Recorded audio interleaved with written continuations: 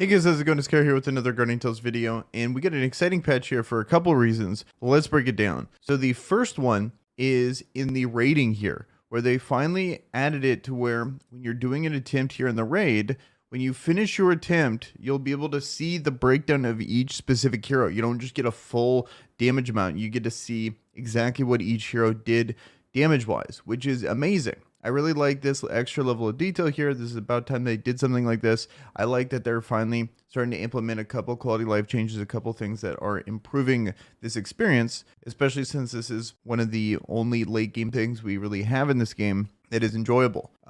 Another thing that they added recently that I really like is this daily reset chance. Just more stuff like this, just make it more in depth, the better in my opinion. That's pretty much all I want to say when it comes to the rating aspect. The next part that I think is great. Also, I just want to say don't do that. A little quick tip here. This is the rookie mistake. Don't hit the top corner. What you want to do is you want to hit this, and then it takes you straight back to the lobby. And you don't have to go to your guild and then back out of your guild. You just hit that. But you know, I just want to show that as I'm doing this. I just want to show you guys that it's going to be in arena here. Finally, we have friendly matches. Like, this is easily one of the biggest things they could add. So I'm excited for this. So I want to do some kind of tournament or something when it comes to this. But there's a couple things that they haven't added that I want to address that I think is a bit of a bummer. But like they do everything in this game, let's just hold off because I think they like to just implement something and then they slowly improve it. And so hopefully this means that we're going to be getting improvements as we go forward with this. But because there's a couple things we got missing here. So we got,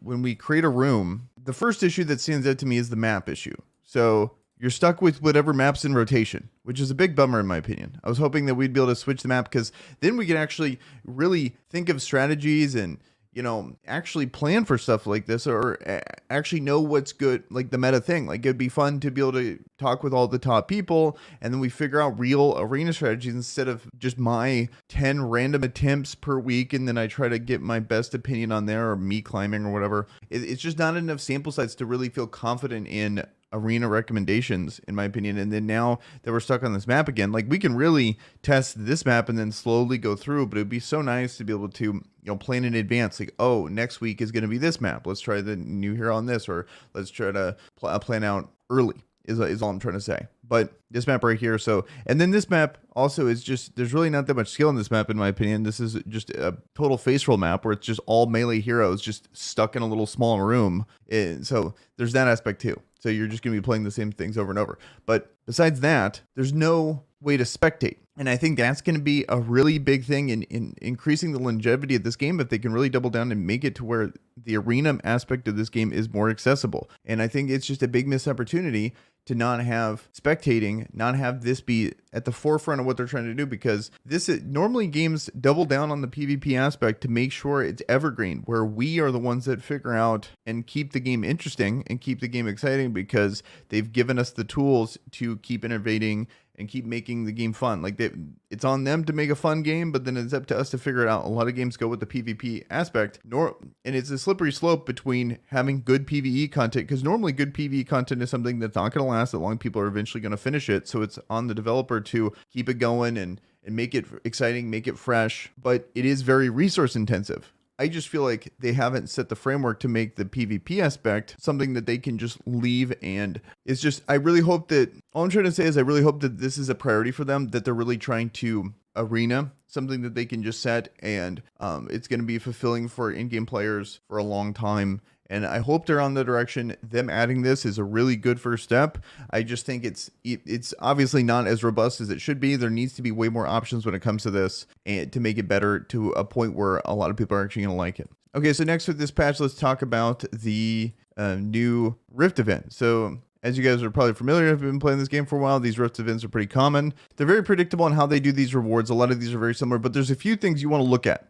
The first legendary weapon here, that's pretty early, you want to look at. This is actually a really good one. So Ring of Belief, great accessory, so definitely take advantage of that. Then we got Silence here, which is actually pretty solid. It's a exclusive weapon. There's always an exclusive weapon for some kind of rare hero here. This one, it is for Silence. So I like this weapon. You can pair it with Marina. People have been cute with it in the past. So it's not just for the primary hero and Craig here. It's for, you could also take advantage of it. So it's actually kind of a useful weapon here, which is nice. And then there's all the typical reward stuff here, but then down further is always this legendary hammer. So I usually recommend at least get to here. This is by far the best bang for your buck. If you're not playing too much, you can easily get to there and then just call it. All these other rewards are nice, but I wouldn't push for these. They're not worth like spending extra or double refreshing or triple refreshing that you wouldn't have normally done to get these, in my opinion.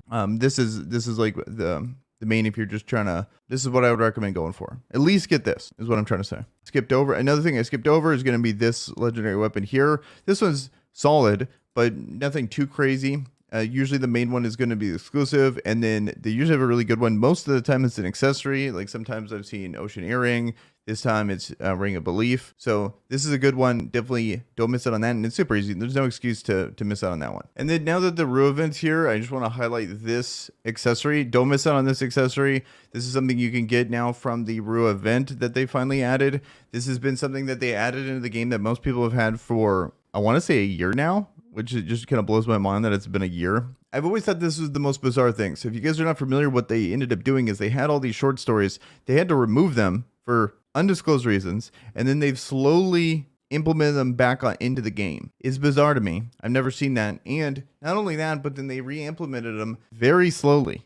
Like, this is not something that they've done in any kind of hurry, which is just weird. I'm not complaining about it or anything like that. It's just bizarre, is all I'm trying to say. It's unprecedented. I've never really seen this done before. So I just think it's kind of interesting. But at the same time, if you've seen people with these and you don't know where this is at in the game, it's this event. It means that they did the event in the past, have this, and then now that the event, and then they remove the event, now that the event is back, you can get it again. So just kind of weird, but I just wanted to show you in case you guys were confused. And then another thing I like to touch on real quick, here we got another thing to touch on is the heroes to summon. So we got Future Knight, still a good hero, Beach Sohi. We got Kana back. I believe this is the first time she's been back. So if you missed out on her and you have a basic team, like she is in the main rating team, like I think she's a pretty fun hero. So I'd pick up her. Rue's back. And after her buff, I've been seeing her a ton in Coliseum. I think she's really good in Arena too. Earth teams have been popping up that are pretty solid. So this is your chance to get Rue again. So don't miss out on that if you have the heroes to support her. And then so the last thing to touch on is going to be these event rewards here. So we got for clearing this, you get Rue shards, you get the typical stuff like hammers and option change stones, and then more Rue shards, more option change stones. But here's when it comes to the rest of these events, there's going to be stamina requirements and then pull requirements. So let's first check out the pull one. So the summons here are going to give you extra rewards for summoning, so you get extra mileage tokens. It's pretty standard whenever they do these, but I just wanted to highlight these because you always want to pull when they have these summons on. Sometimes I've seen just stamina based ones, and I want to say they weighted more for like better pull rewards when they're older heroes. If it's a newer hero, I've seen sometimes that they don't do that, but I don't take a picture of all these, so I could be forgetting. I probably should be having a rolling history of exactly what the rewards are every single time, but I haven't recorded that, so I'm not sure if I'm 100% correct on that. But for the most of the time, whenever I see repeats, it's usually the best kind of rewards associated with repeat heroes versus new ones, because they're already selling you on the new one. Yeah, the new ones that's selling you enough, they don't need to give you extra rewards anyway. That's usually why they do that. But overall, good patch. Finally got a friendly arena matches that I'm excited for. Finally got the in-depth breakdown of rating. That's going to be it for this video. Let me know in the comments below what you guys think of this patch. And with that, guys, I'm out. Peace.